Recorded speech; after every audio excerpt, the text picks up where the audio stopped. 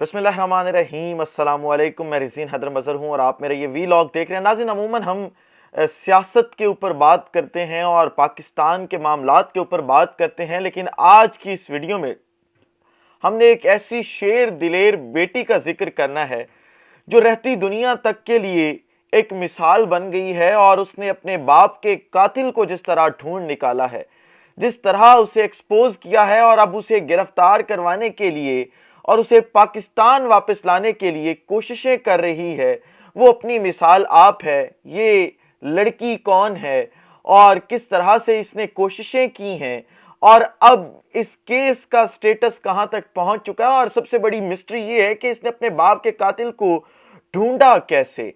ये तमाम तफसीलात इस व्लॉग में आपके साथ शेयर करनी है, लेकिन इन तमाम तर तफसीलात से पहले दरखास्त के चैनल को सब्सक्राइब करना मत भूलिएगा, बेल आइकन को भी दबा दीजिएगा ताकि मेरे आने वाली तमाम तर वीडियोस आप तक पहुंचती रहें और आपको और मेरा जो ये तस्वीर और आवाज़ की दुनिया का साथ है ये बरकरार रह सके। लेकिन आज हम जिस लड़की की बात करने जा रहे हैं वो कोई और नहीं बल्कि माहम अमजद हैं। माहम अमजद एक मशहूर एक्ट्रेस हैं और कई ड्रामों में जो है वो अपने अदाकारी के जौहर दिखा चुकी हैं। अच्छी फैन फॉलोइंग है, एक अच्छा लाइफस्टाइल था इनका और अच्छी ज़िंदगी गुजार रही थी। लेकिन माहम अमजद कहती हैं कि मैं मुसलसल कोशिश कर रही थी कि मेरे वालिद जो जिन्हें शहीद कर दिया गया था, जिन्हें कत्ल कर दिया गया था, मैं उनके कातलों को उनके अंजाम तक पहुंचाऊं। और मैं छोटी थी उस वक्त, फिर बड़ी हुई और मैं इसी स्ट्रगल में लगी रही। इसी असना के अंदर वो कातिल इस मुल्क से बाहर फरार हो गया। मुझे किसी न किसी तरह से उन कातिलों को ढूंढना था और उन्हें उनके मंतकी अंजाम तक पहुंचाना था, और क्लू बहुत कम थे। जो पाकिस्तान के रियासती अदारे हैं वो, या खास तौर पे आपको सिंध पुलिस का तो पता ही है, वो बिल्कुल सपोर्ट नहीं कर रहे थे। तो मैंने अपने तौर पर कोशिशें शुरू की और मैं 15 साल बाद अपने बाप के कातिल को सोशल मीडिया के जरिए ढूंढने में कामयाब हो गई। अब ये कहानी सुनाने से पहले कि सोशल मीडिया पर कैसे ढूंढा, आपके साथ मैंने स्टोरी शेयर करनी है कि ये माहम अमजद के वालिद साहब कौन थे। माहम अमजद मोहम्मद अहमद अमजद की बेटी हैं और 2008 में, अगर आपको याद हो, तो एक हाई प्रोफाइल मर्डर हुआ था स्टेट लाइफ के अफसर का, और वो स्टेट लाइफ के दफ्तर के अंदर ही कत्ल हुआ था। ये वो मोहम्मद अहमद अमजद हैं और ये चीफ थे, रीजनल चीफ जिसे कह सकते हैं, सिंध और बलूचिस्तान के, यानी दो सूबों के सबसे बड़े ऑफिसर थे ये स्टेट लाइफ ऑफ पाकिस्तान के। और 2008 में ये सर्व कर रहे थे। इनको कत्ल किसी और ने नहीं बल्कि स्टेट बैंक के ही दो एम्प्लॉयज जो थे वो इसमें शामिल थे, और एक एम्प्लॉय जिसका नाम तकी शाह था उसने इन्हें जो है वो कत्ल किया था। और जो तकी शाह है ये भी इनके नीचे ही काम कर रहा था, लेकिन बहुत छोटे लेवल पर काम कर रहा था। ये सेल्स मैनेजर था। सेल्स मैनेजर कोई बड़ा ओहदा नहीं होता और कॉन्ट्रैक्ट का एक ओहदा होता है जिसके बाद चीज़ें जो है वो सरकारी परमानेंट की तरफ जाना शुरू होती हैं। और ये ढूंढती रही इस तकी शाह नामी शख्स को, जिसको ये 15 साल बाद ढूंढने में कामयाब हुई हैं। और ये कत्ल जो है वो 25 जुलाई और 26 जुलाई को हुआ था 2008 में। 25 जुलाई को पहला कातलाना हमला किया गया था मोहम्मद अहमद अमजद पर, और दूसरा हमला 26 जुलाई को उनके दफ्तर में किया गया था, जिसमें वो अपना जाम शहादत नोश कर गए थे। और इस कत्ल के अंदर सिर्फ मोहम्मद तकी नहीं, यानी ये तकी शाह जो है, बल्कि राना शफी नामी एक शख्स शामिल था जो कि स्कूल टीचर था और साथ ही साथ स्टेट लाइफ से भी सरकारी तनख्वाह ले रहा था। फिर जोनल चीफ एक खालिद शेख साहब थे, वो शामिल थे। एक और किरदार भी इसमें जो थे वो शामिल थे। इन लोगों ने अपनी जाती अना के ऊपर आकर मोहम्मद अहमद अमजद को जो है वो कत्ल किया था। अब आपके सामने मैं कुछ डॉक्यूमेंट्स रखने जा रहा हूं। ये पहला डॉक्यूमेंट है जो शो कॉज इशू किया गया था। पहला शो कॉज जो लतीफ कयानी जो एरिया मैनेजर था उसको, जिसने इस पूरे केस से सबसे ज्यादा फायदा उठाया था।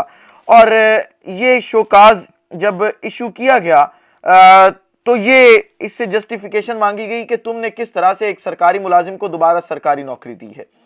फिर ये आप डॉक्यूमेंट्स देख सकते हैं। ये मिस्टर मोहम्मद खालिद शेख ने जो है वो के हवाले से है, और ये तकी हैदर शाह जो सेल्स मैनेजर है اس کے ان ایتھیکل بیہیویئر کی وجہ سے ہے، اور یہ zonal head State Life Karachi کو جو ہے وہ لکھا گیا تھا، خالد شیخ صاحب جو زونل ہیڈ تھے، اور یہ کہا گیا تھا کہ اس کا بیہیویئر میرے ساتھ بڑا روڈ ہے۔ اس کے بعد یہ ایک آپ نے تمام چیزیں دیکھ لی ہیں، اور ماہم امجد بھی جو ہے وہ آپ کے سامنے میں نے اس کی سٹوری رکھ دی ہے کہ ماہم امجد کس طرح سے جو ہے وہ اتنے پرانے کیس کو دوبارہ اوپن کروانا چاہتی ہیں۔ دراصل یہ وہ واقعہ ہے جس کی ایف آئی آر تو درج ہوئی تھی، لیکن تب ریاستی اداروں نے کسی بھی شخص کی کوئی گرفتاری نہیں ڈالی تھی، اور ایک ریجنل جو آپ کہہ سکے سیلز مینیجر جو ہے وہ اس قتل کے بعد اتنی ترقی کر گیا کہ وہ ریجنل مینیجر کے طور پہ جو ہے وہ ریٹائرمنٹ لیتا ہے، اور ریٹائرمنٹ کے بعد وہ باہر سیٹل ہو جاتا ہے، لیکن یہ ماہم امجد اس کا پیچھا نہیں چھوڑتی اور یہ اسے ٹریس کرتی رہتی ہیں۔ پھر یہ جتنے بھی اس قتل کے کردار تھے یہ سارے ہی باہر اکٹھے ہوتے ہیں۔ اب آپ ذرا یہ تصویر دیکھ سکتے ہیں، اس تصویر میں یہ تقی شاہ صاحب عمرے کے لیے مدینہ منورہ میں موجود ہیں، اور ان کے ساتھ جو شیخ صاحب ہیں وہ بھی وہاں پہ موجود تھے۔ انہوں نے یہ تمام لوکیشنیں ٹریس کروائیں سوشل میڈیا کے ذریعے، کیونکہ سوشل میڈیا سے بھی لوکیشن ٹریس ہو جاتی ہے، اور کسی کی بھی آپ لوکیشن ٹریس کرنا چاہیں تو کر سکتے ہیں۔ اور جب یہ لوکیشن ٹریس ماہم امجد نے پوری کی پوری کروائی تو ان کے خلاف پھر دبئی کے اندر کیس ہوا، دبئی میں اس شخص کو گرفتار کروایا گیا، تقی شاہ نامی جو شخص ہے، لیکن اس نے وہاں سے ضمانت لے لی۔ پھر ماہم آئیں یہاں پہ پاکستان، انہوں نے سندھ ہائی کورٹ میں رجوع کیا، اور سندھ ہائی کورٹ سے درخواست کی کہ آپ اس کے جو ہے وہ ریڈ وارنٹ جاری کریں، کیونکہ 2010 میں پہلے اس کے وارنٹ گرفتاری جو ہے وہ جاری ہو چکے تھے اور یہ اشتہاری قرار دیا جا چکا ہے۔ اب red warrant Sindh high court نے حکم نامہ اس کے اوپر جاری کر دیا ہے، اور جو ہوم ڈپارٹمنٹ ہے اس نے بھی لیٹر لکھ دیا ہے متعلقہ افسران کو، لیکن متعلقہ افسران اس کو 2 ہفتے سے مسلسل ڈیلے کر رہے ہیں، اور اب تک آج کی اپڈیٹ تک جو ہے وہ یہ اپڈیٹ ہے کہ ابھی تک جو ہے وہ ریڈ وارنٹ جاری نہیں کیے گئے۔